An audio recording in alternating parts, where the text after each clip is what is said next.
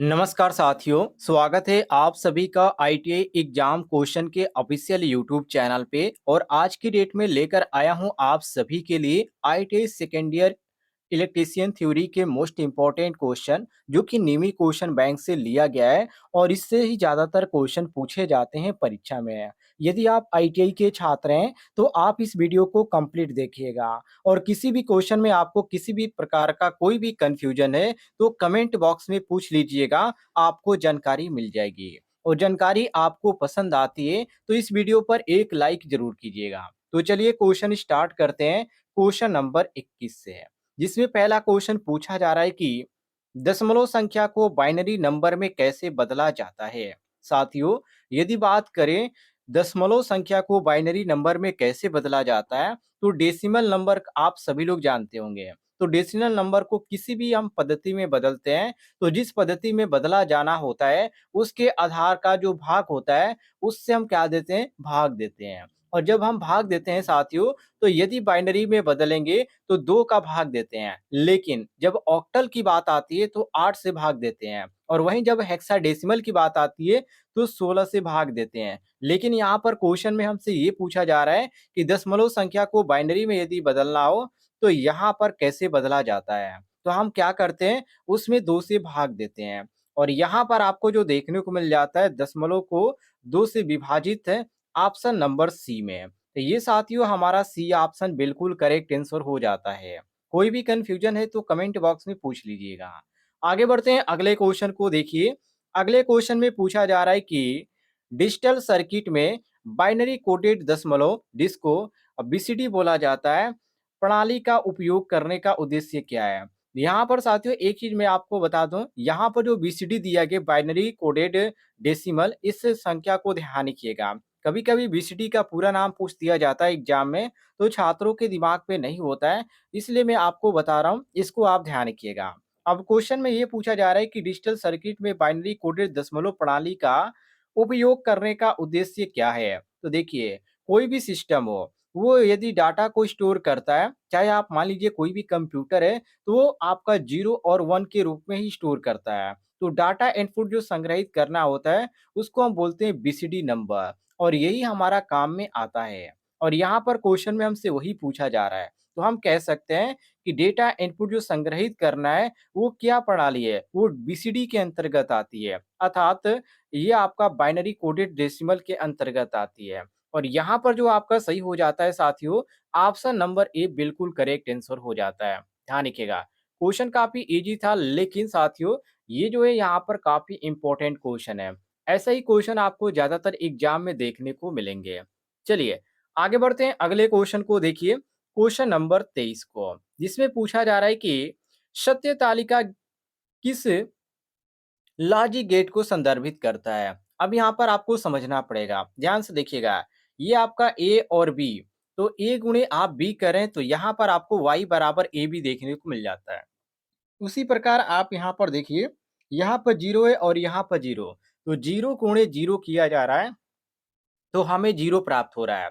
और यहाँ पर 1 और यहाँ पर 0 है, तो 1 गुणे आप 0 कर रहे हैं, सॉरी यहाँ पर 0 रहेगा, तो ये आपका क्या हो जा रहा है, यहाँ पर 0 आपको देखने को मिल जाता है। उसी प्रकार आप यहाँ पर देखिए 0 गुणे 1 है, तो 0 गुणे 1 का किया जा रहा है तो यहाँ पर हमको 0 प्राप्त हो रहा है। और यहाँ पर 1 गुणे 1 है, मतलब कि 1 गुणे 1 किया जा रहा है तो भी हमको क्या प्राप्त हो रहा है, 1 प्राप्त हो रहा है। अब इसमें एक संख्या ध्यान रखिएगा, जब यहाँ पर 0 और 0, 0 और 0 क्या है? दोनों समान संख्या है। जब इसका गुणा किया जा रहा है तब हमको क्या मिल रहा है? 0 मिल रहा है। और यहाँ पर साथियों 1 गुणे 0 किया जा रहा है, फिर भी हमें 0 मिल रहा है। और यहाँ पर 1 गुणे 1 किया जा रहा है तब हमें 1 मिल रहा है। तो बदलती हुई संख्या हमको कब नज़र आ रही है? जब दोनों संख्या क्या है? एक दूसरे से अलग है। मतलब कि हम कह सकते हैं कि दोनों इनपुट अधिकतम होने पर ही आउटपुट अधिकतम मिल रहा है। और इस स्थिति में आउटपुट जो होगा वो कम ही मिल रहा है। और ये जो आपका होता है इसको बोला जाता है साथियों एंड गेट। क्या बोला जाता है? And get. मतलब कि आप यहाँ पर ये जो y बराबर ए बी दिया गया है, ये एंड गेट का तरीका कह सकते हैं। और जब एंड गेट का यहाँ पर बनाने के लिए कहा जाए आपसे कि इसका कैसे बनेगा, तो इसका जो प्रतीक बनता है साथियों, इसको आप ऐसे बनाते हैं। ध्यान से देखिएगा, ये आपका ऐसे हो गया, ये डी टाइप का हो जाता है।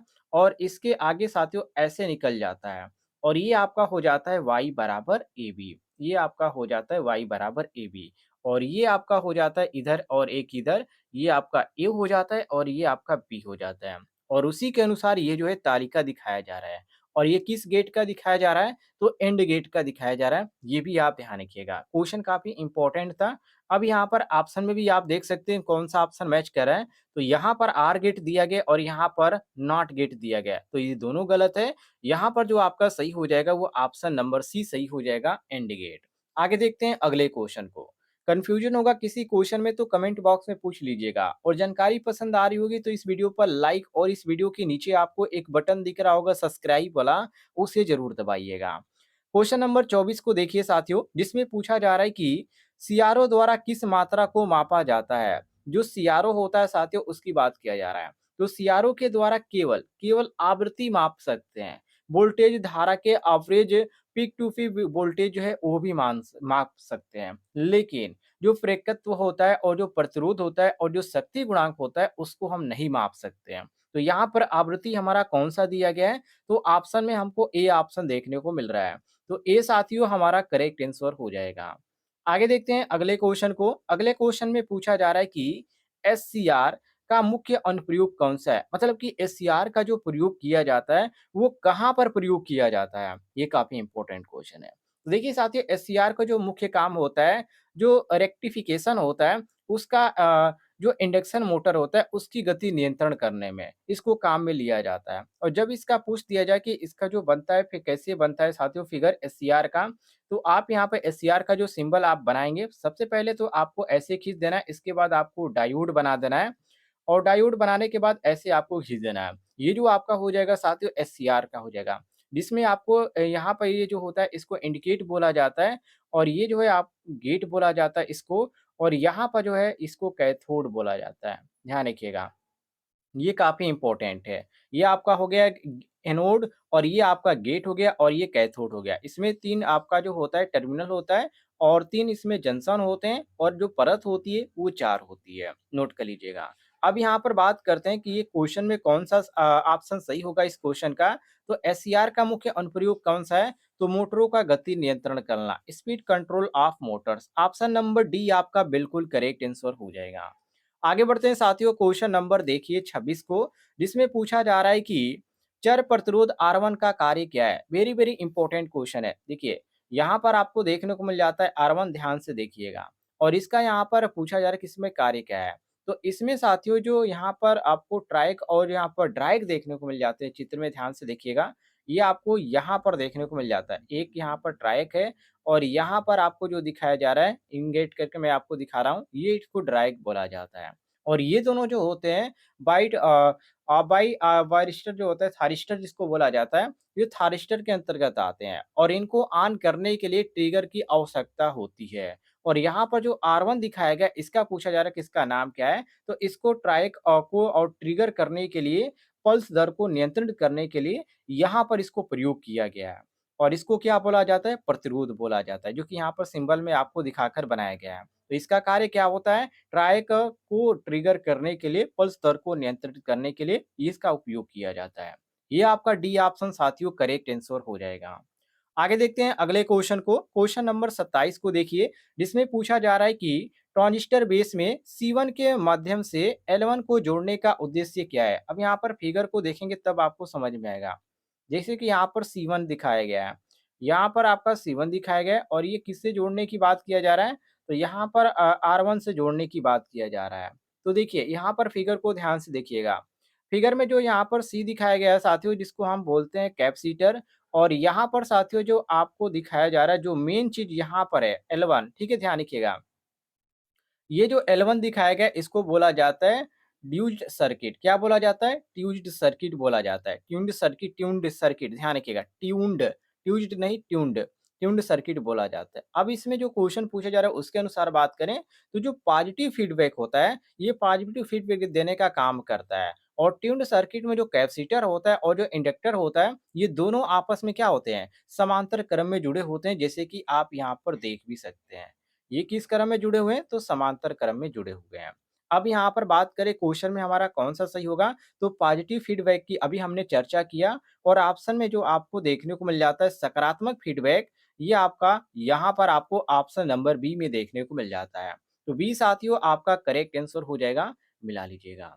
क्वेश्चन नंबर 28 को देखिए जिसमें पूछा जा रहा है कि कंडक्टर, सेमीकंडक्टर और इंसुलेटर के रूप में एक सामग्री तय करने के लिए मापदंड क्या है? वेरी वेरी इंपॉर्टेंट क्वेश्चन है। देखिए, जिस पदार्थ में मुक्त इलेक्ट्रॉनों की संख्या सबसे अधिक पाई जाती है, उसे क्या बोला जाता है? चालक बोला जाता है।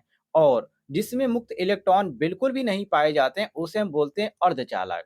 और जिसमें थोड़े से मोड़े मुक्त इलेक्ट्रॉन पाए जाते हैं, उसको बोला जाता है साथियों अर्धचालक। तो जिसमें बिल्कुल भी ना पाया जाए, उसे अचालक हम बोलते हैं और जिसमें थोड़े बहुत पाए जाते हैं, उसे अर्धचालक बोलते हैं।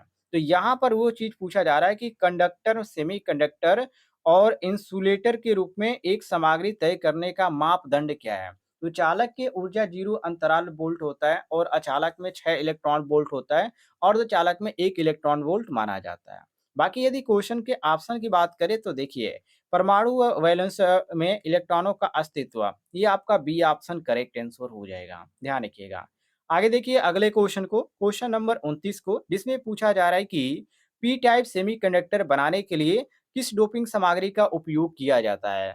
ये भी क्वेश्चन आपका काफ़ी इम्पोर्टेंट है और कई बार एग्जाम में पूछा भी गया है। तो देखिए, पी टाइप अर्धचालक सामग्री बनाने के लिए इसमें त्रिसंयोजी पदार्थ की आवश्यकता होती है, जिसमें बोरान आता है, एल्युमिनियम आता है और इसमें आपका इंडिनियम बोला जाता है और यहाँ पर गैलीनियम भी आता है। तो इसमें जो आपका बोरान दिया गया है, ये आपका बिल्कुल करेक्ट आंसर दिया गया है, क्योंकि पी टाइप अर्धचालक सामग्री बनाने के लिए त्रिसंयोजी पदार्थ की आवश्यकता होती है, जिसमें बोरान भी आता है। ये आपका ए ऑप्शन करेक्ट आंसर हो जाएगा।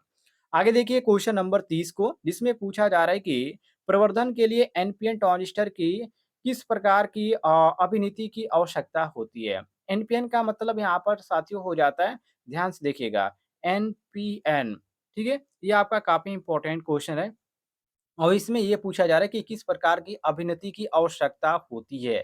तो इसमें जो होती है बेस से नेगेटिव होता है, एमिटर पॉजिटिव होता है और कलेक्टर क्या होता है? नेगेटिव होता है।